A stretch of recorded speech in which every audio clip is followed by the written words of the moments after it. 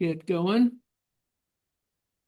Um, so the lab two is already exactly plugging in. So I pushed the date back to Tuesday anyway, which it shouldn't have been on Monday. I forgot it was a holiday. And I think I'll wait till Tuesday to reach the next lab. So I want you to do your best work on lab two. I mean, there's the foundation of anything you're going to do in neural net. If you can't fit data, there's, everything else is harder.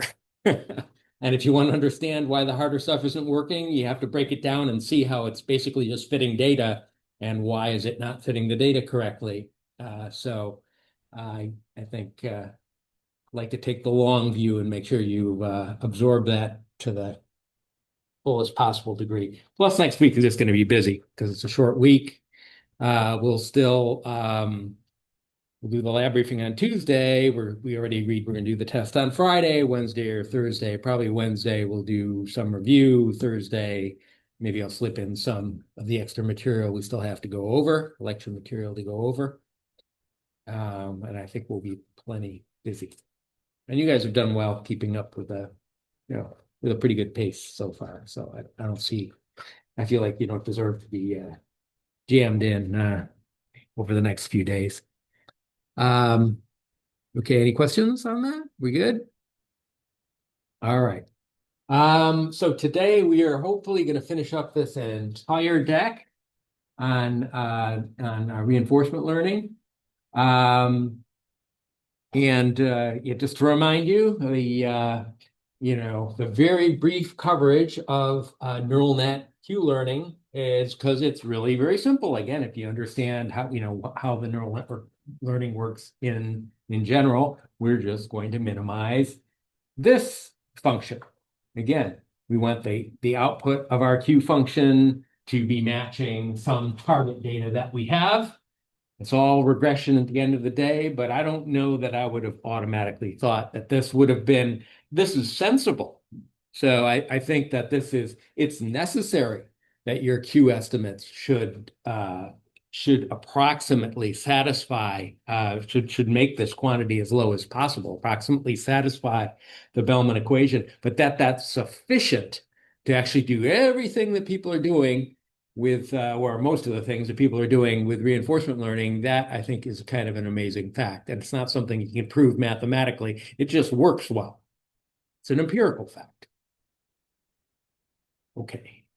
All right. Now that you know about Q function learning, now I got to tell you, well, there's this whole other approach to reinforcement learning that I'm going to handle in just a couple of slides here. And this approach is called policy optimization or policy gradient learning. Okay, so far we've had only Q learning as a reinforcement learning. You know what that does. It estimates Q and uses Q to decide the best action. We compare what Q says about action A versus action B, and that tells us what we need to do. Okay, policy optimization algorithms now are going to try to skip the Q entirely and go directly to the policy. So we'll have so again, what's a policy? A policy is, so we'll feed the policy network. This is my situation. And the outputs, well, this is one way to structure it, but it's equivalent to other ways. The outputs will correspond to all the actions we could possibly take. They will be normalized as in a classification problem. And you know the trick to do that is not even in the slides because you know the trick to do that, the soft max idea to force any values to become a legit probability distribution. Okay, and we will take that as our policy, that in this situation, we will want it to tell us that 73% of the time we should do option A, and the rest of the time we should do option C, and we should not do the other options in this particular circumstance. That's the idea. So yeah. So we hope is that over time, it's going to start out random. So it's going to probably be like a uniform distribution, approximately speaking. But after some time, we hope that all the suboptimal actions, all those outputs corresponding to those go down to a probability that's at least very low, if because 0 is actually unachievable. So very low is what we'll have to be satisfied with, and the good actions get most of the weight.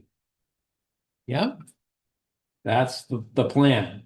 Sounds great. Like, why do we bother with Q learning? Because like this is something now you could directly go and say, this is my situation. It gives you the distribution. You roll a random number against that. You take the action. It's like, what could be simpler than that?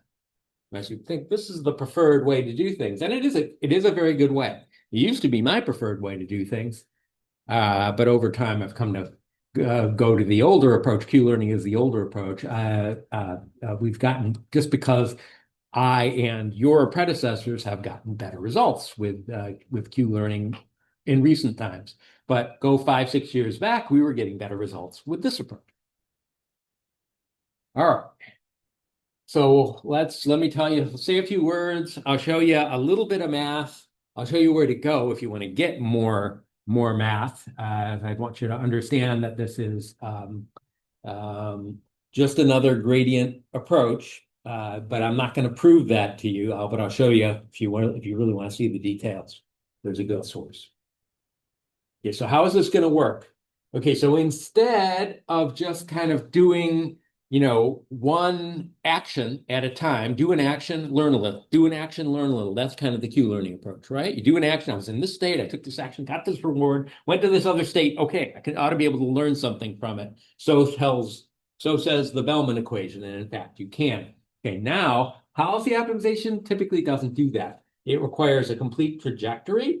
So it's the best match for tasks that have a start and an end, like a chess game, or maybe like a training simulation, or none of them are going to run forever.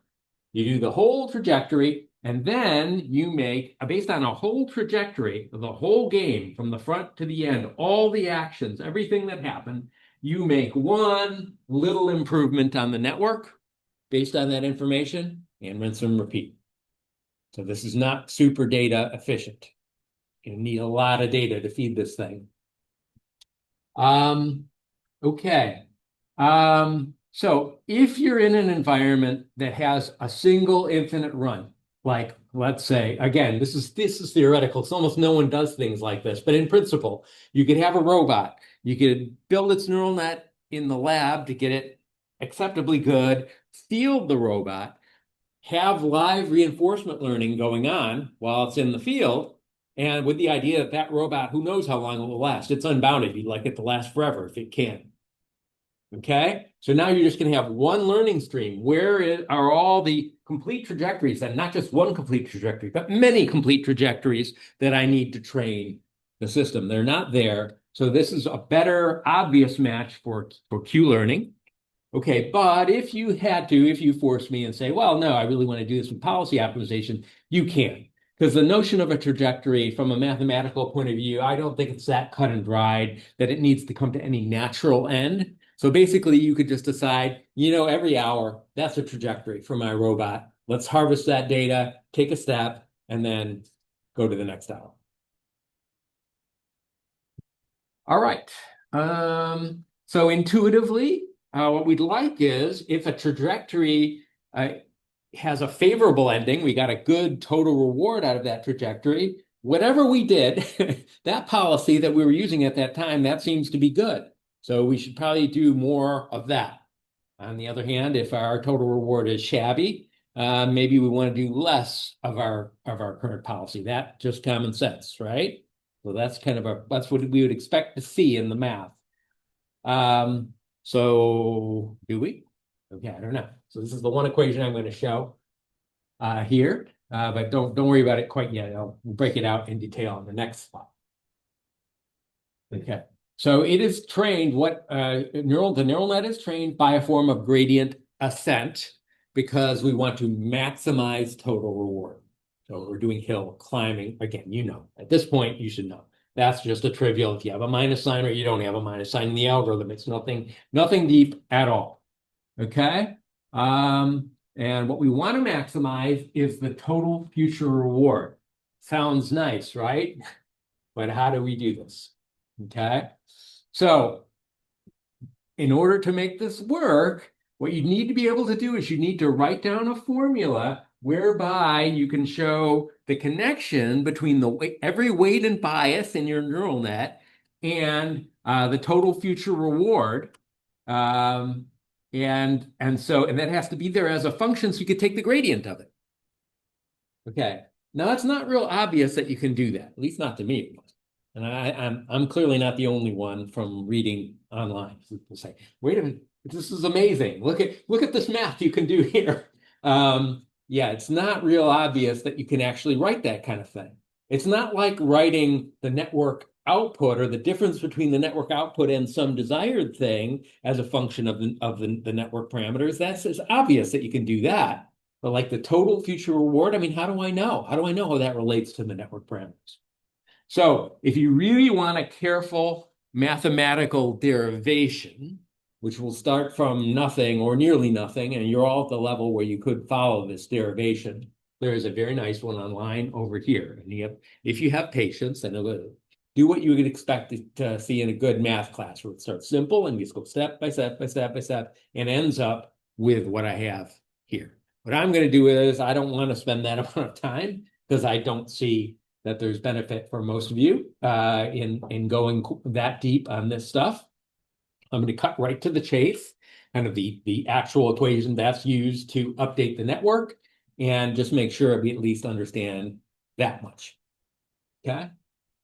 So expectation setting. And this is the equation, and I'm just going to break it down in one slide, and I'm going to call it a day. And I think it will give you a decent understanding of what's going on under the hood. Of course, when you use it as software, in general, you don't have to explicitly be thinking about these things at all. Where it's important to have been exposed to some of the theory is just when things are not working properly. And you just have to think, well, what in the world is going on? And if you have no idea, the thing's just a black box, you're not sitting in a good situation to understand what you should be doing differently.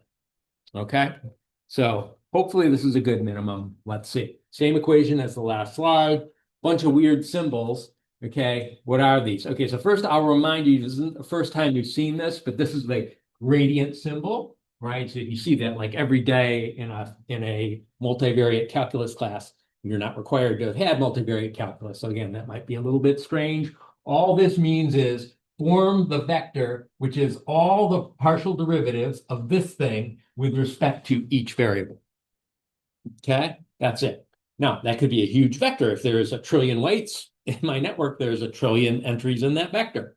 Okay, so you see all the more reason to just say, okay, however many there are, form that vector. Okay, J is the expected total reward using the current policy. Okay, and we'll see what that means, right? That's consistent with the story I told. But yeah, how do you actually write that? That's the part we'll see on the right-hand side. Okay, theta, just the neural network parameters. Pi is our current policy. So that's a shorthand for the neural network. The neural network is what's determining the policy, those weights and biases, where you provide an input, it gives us a distribution of reactions. That is the policy. Okay. All right. Tau, okay, is a trajectory.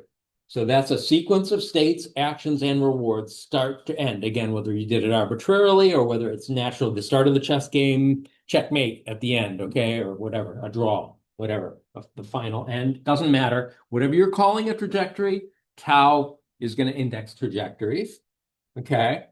R of tau is just the net reward achieved during the trajectory, okay? Which would normally be, a sum of discounted rewards. If you have to wait longer, it gets discounted more, the routine, right? So you should be able to guess how you do that. It could be this is a case where you might even be able to get away in some contexts, actually, you can get away with just like a flat average of the rewards and just say, that's all I care about is just the flat average. It's not every case where you can do that, though. The longer the run is, the worse the flat average performs as an approximation. And if it's something like a robot or something that's running forever, the flat average is pretty useless. Right? Okay. So what we see over here, this E is for expected value. Okay. Then underneath here, it's expected value with respect to what random variable? The random variable is tau, all possible trajectories. Okay, those trajectories are controlled by the policy network of the policy network is the only piece that we can control. There may be some interaction with nature, okay, which is hidden here because we don't know what that is and we can't control it in any way. What we can control is pi. Okay. All right. So every time, again, remember what the policy network is. It just tells you the ratio with which you should use certain actions in certain situations. Every time you play, even if it's the exact same set of situations, you're making different random draws, right? So you see, so to say everything, we're going to need to take an expected value over all the possibilities. Okay. All right. And what do we have over here? Okay, so we have a sum over the total let's see. I guess that's the total time of a one individual trajectory. Okay, and we have over here the gradient again with respect to the neural network parameters of the log of the neural network output. And it's written a particular way here in a nice probability theoretic way, but it's just the normal neural network. Actions are at the output. The probability of actions given the situation is the input there. Okay, and it's written as a conditional probability, which is very appropriate for what's going on here, right? Because that's what the policy is. It gives you the conditional probability of actions given the situation. Okay, and then it's just multiplied by R, the net reward. So if the net reward is great and positive, it's going to drive us one way, and if it's negative, it drives us literally in the opposite direction. Okay. All right. So what else is there to say about this? I think that's mostly what I want to say. It's clear we can compute this, right? If I give you a particular trajectory, you can sum up the rewards, maybe weighted or whatever. That's R. You can, what the network outputs were, those probabilities were at each step through the trajectory. You can take the log easily. You can take derivatives of that, right? That's just derivatives of the network output with respect to its input with a log factor put in, but that's just all normal. Okay. Yeah. All right. Now, I don't think it's completely obvious why this lets you climb in policy space, why this lets you climb in this total reward. That's why you need a mathematical derivation. Really want to see what happens. And I'll tell you, like many mathematical derivations, it doesn't really turn on any light bulbs in my mind. It's just like if you really think that looks wrong, if you have the feeling that's wrong, then it really helps you to go through the derivation. But it's one of those derivations that relies on certain mathematical tricks, which are legit and very clever, but they don't leave me feeling like I'm much smarter at the end of it. I feel like the person who wrote the proof is very smart, but I don't feel much smarter about why the technique actually works. So, all right. Any questions about this? That's what I want to say about this is what you so-call, in addition to policy gradient, sometimes it's called vanilla policy optimization for reasons that are going to become apparent in a moment. So I'm going to start talking about what people actually do. So this is a little too simple to be super successful on its own. So people do things just a little bit different. I'll tell you what they've done. All right. All right, so starting here. So actually, this equation actually has one of the problems that we were concerned about and ruled out in like lecture 1 or lecture 2 of the sequence on reinforcement learning. Remember, we were very careful to make sure that an action didn't try to take credit for a reward that happened before the actual action was taken. Okay, because the total reward is just kind of summed up and added on here as a product, this does not have that property. So if you run a trajectory, the rewards all happen before you even have a chance to do anything. And then you take actions. This will still tell you, okay, if you got good rewards, it will tell you to adjust your policy in ways that are now a bit unhinged and separated from the facts because of that weakness. So one of the first things people did is realize that and fixed it. Okay, so any fix only makes things a little more complicated, right? So now you see it's over here. Instead of just the R of tau, the sum of rewards that you got, or sum of weighted rewards. Now we're going to go from the current time to the future only and sum up those rewards. And you can see now that this is really just the sum of rewards here. They're assuming, and thanks for that, whoever wrote the equation, they're assuming nothing fancy, no discounting, no extra things going on. Yeah, makes it nice and easy. And so that's the first thing people face. Now, the next thing about it is that people notice that, okay, one thing that's not so great about this is that if actions are leading to positive rewards, good trajectories, and it happens and it adjusts the weights to say, oh yeah, this is good. Okay, so do more of this. Okay, that's fine. And it happens again, and it happens again, and again, and again, and again, and again. It will keep trying to move the weights in the same direction, like forever. Right? It never gets to the point where it says, okay, I know that already. No, don't tell me that anymore. I have that. I don't need to respond to that. I'll respond only if something more interesting happens. Yeah, there's no notion of that.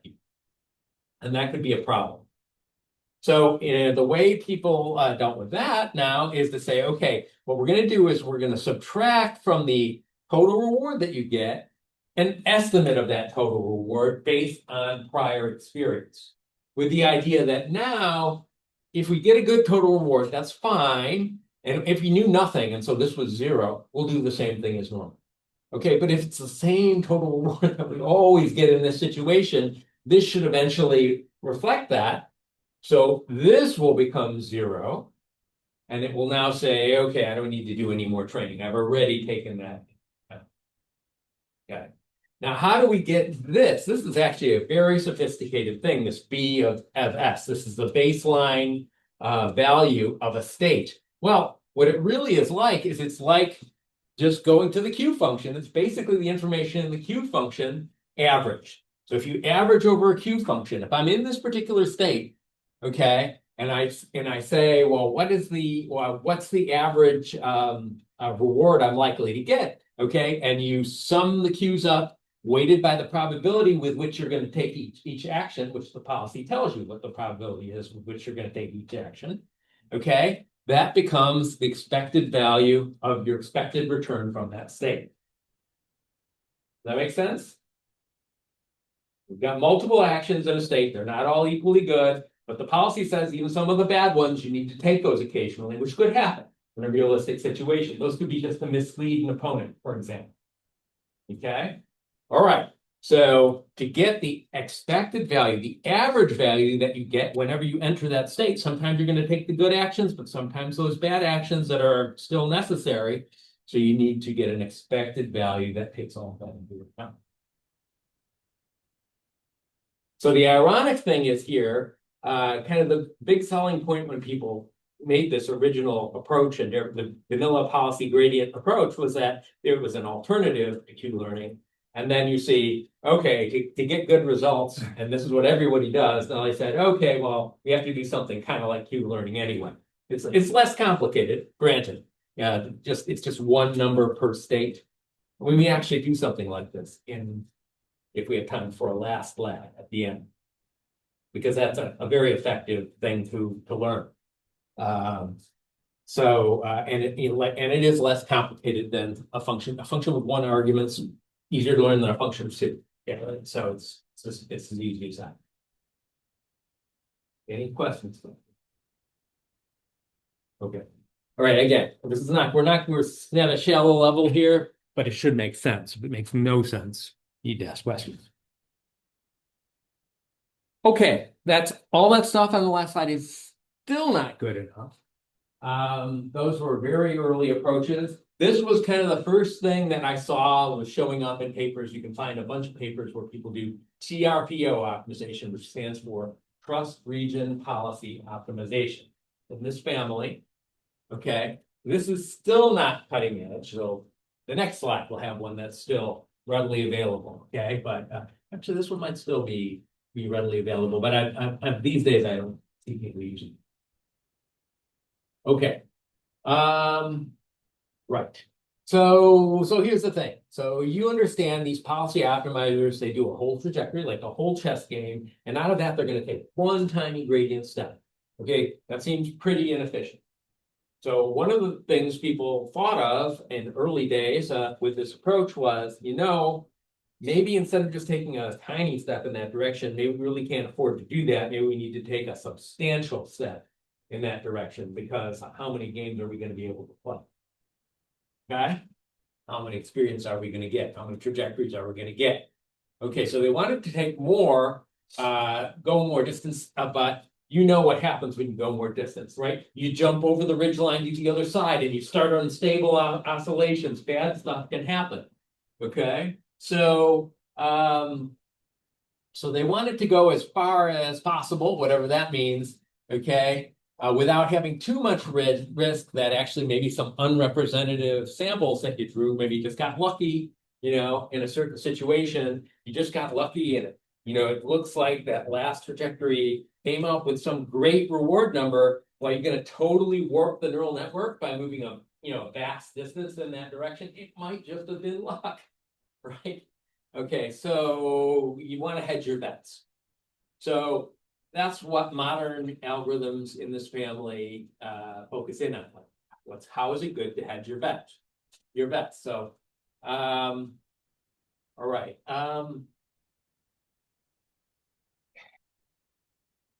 Okay. So the way this one does it is it basically puts a leash around, it's from like, if you imagine my current weights and biases are where I am right now, it kind of draws a circle around that. It says that's the furthest you could step.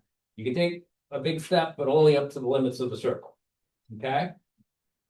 The issue with that is that circle's in what space? It needs to be in the space of the outputs of the neural network. That's what they wanted to do. Okay. The outputs of the neural network are a probability distribution. So you need to now know which probability distributions are close to the one where I'm at, in the circle. Okay. If they would have done it in terms of weights and biases, then it would be obvious. We could all do it, vector distance or whatever, right? But no, they felt that it had to be in the output of the network, which is these distributions. Okay, well, there are ways of measuring distances between distributions that have been around for a while in mathematics. It's pretty advanced math, so I'm surprised if people have seen this before. This one's called the KL divergence. That's this particular metric. And here's the formula for it right here. This is just a distance, the KL distance between two distributions, P and Q. Okay, so if you look at this, so what this does is if you assume X is all possible, is the entire domain of those distributions, P and Q. Okay, so these would be discrete distributions, the way this is written, which is not actually appropriate for our case, but it's good enough. And so just imagine an integral if it bothers you. Okay. So let's think about this. Let's see how this distance metric behaves. So if P and Q actually are the same distribution, we would hope they should have a small distance one with respect to the other. Or what will this thing say?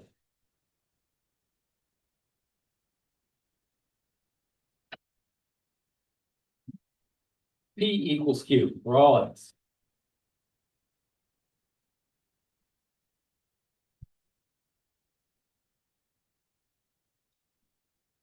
Anybody?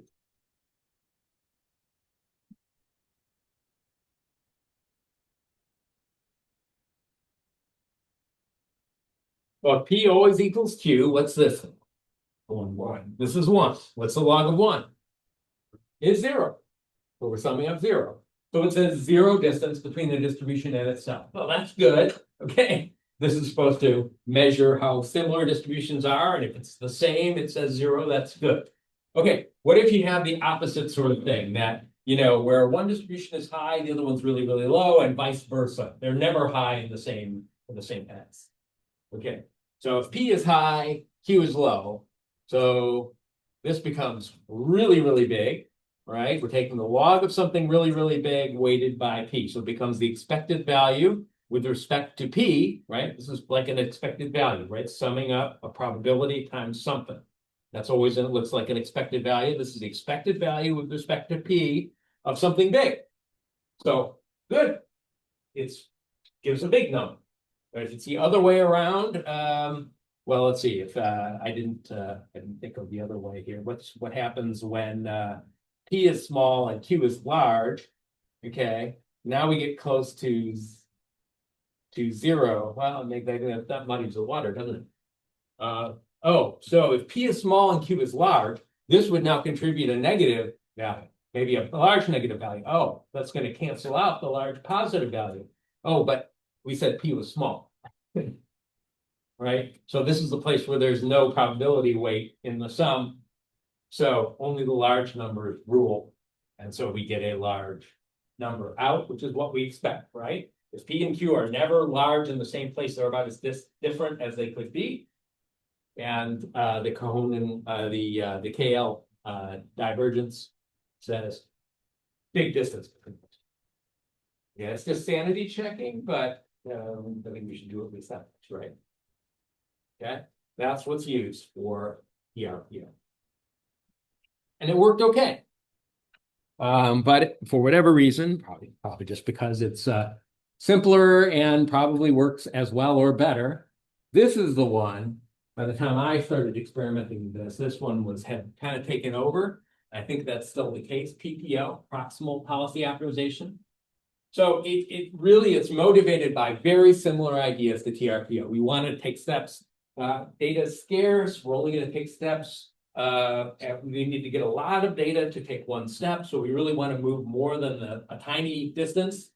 Okay. But we wanted to do it with simpler math. So as it turns out, I'm not entirely sure why as I stand here, but to understand TRPO, at least under the hood, is second order, which in this case means uses second derivatives, okay, which is quite a bit more complicated. And if you have a neural network engine, it's all set up to take first derivatives because that's what you do when you're doing gradient anything.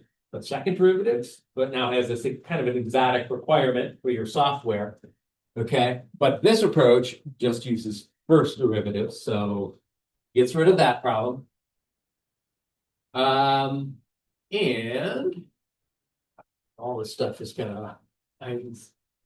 doesn't convey much information. That's pretty much what all the algorithms do. Yeah, now this is different. So the objective functions are clipped to keep it from changing more than it would if any probability changed more than a small fraction. Okay, so yeah, so I don't know exactly how this is implemented, but it's so this actually goes to the function we're taking the gradient of, the one that we were displaying a couple slides back, and messes with it. It basically flattens it out far away from our current weights and biases, so that if we measure the gradient, we want to step in this direction. We're searching along this direction to kind of see how far we want to go. It will look to us after the function is flattened out, like after we move a certain distance in that direction, there's no benefit in moving anymore. Does that make sense? Okay, so that then becomes the mechanism that keeps us from stepping too far.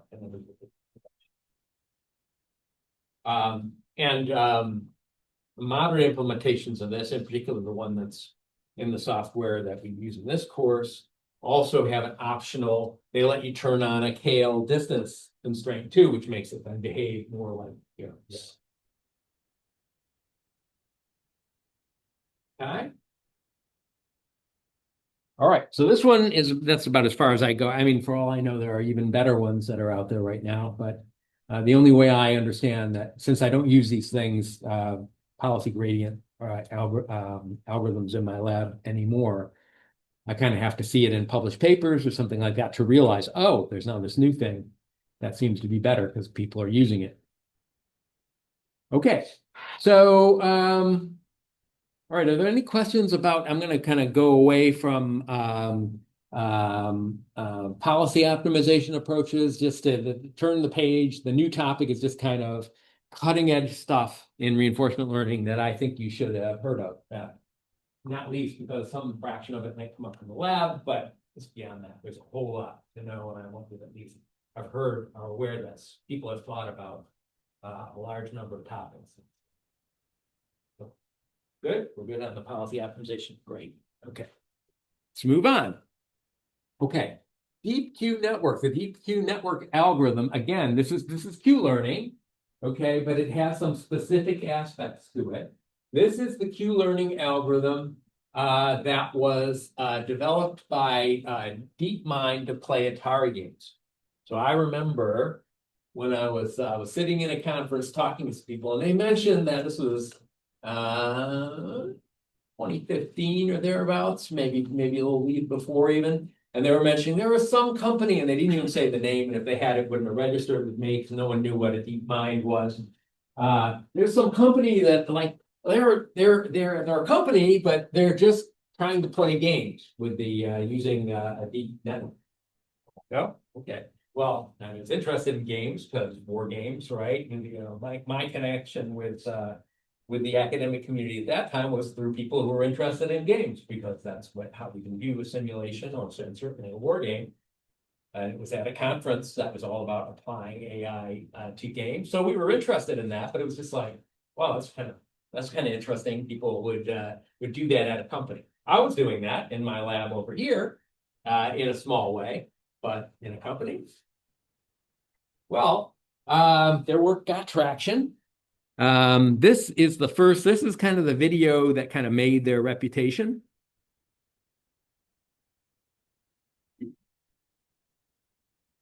So they were using, this was the original Atari console. So blocky graphics galore, because that's all there was back in the day. But here it is being trained with deep Q learning to play this game. And this is after just 100, I guess 100 training episodes. Okay, it'll be 100 games. You can see it wasn't even smart enough to know to go after the ball in some circumstances. I mean, this is after 200. Again, it just kind of let it go by there. This is after 400. Okay, I think it's getting noticeably better. It's funny how it wants to rest against one side. It's noticeably better. Right now, I can keep it going for quite a while. 600. Okay, now this was their big point that, okay, at a certain point, it becomes aware of what every person who's played this game knows is a good strategy. Try to break through to the top. Because if the ball gets up to the top, it will just bounce around and eat, you're trying to eat all those pixels up, and it will just sit up there indefinitely eating up pixels. Okay, and at this point, the neural net was very reliably doing that. It was clear that it had put together that this is the winning policy for this situation. So yeah, so that was a little company called DeepMind, and it wasn't very long after that, and they'd done only more Atari games. They wrote a nice paper where they studied multiple Atari games, a large number of them, dozens of them. But that was all they were known for, and Google bought them for $400 million. So showed the rest of us. So there is money to be made in games. Look at that, $500 million. That's not too bad. Yeah. All right, back where we were. This is the algorithm that they were using. So how is it different from the Q that you know? Well, it's very much like the Q that you know, with a couple tweaks. Okay. One of them is that it uses what's called a replay buffer. I'll talk about that in the next slide. The other one is just simply that it keeps two Q functions. It kind of keeps the current one that it's training, and it keeps the last one that it periodically saves the copy over. Okay. And it found that it's better to use the slow one for actual action selection while you're training your new one, and then only after a while you copy it over. Okay, so this avoids some of the kinds of instabilities that people were seeing. Again, the kind of thing that I think I've conveyed already in the lecture that we worry about when we do reinforcement learning, just that you get a couple lucky strikes with a particular version of the policy, and then the system all of a sudden locks in on that and thinks that's the be all and end all, and it's very hard to undo that. Okay, so this was part of their mechanism for making sure that didn't happen. And the replay buffer idea is, here it is, experience replay. Okay. So what they found is just normal stochastic gradient descent was too noisy. And we know we've talked about that, right? What do you do if stochastic gradient descent is too noisy? You could do batch versions, right? Use multiple samples, not just one sample. Okay, so they wanted to do that.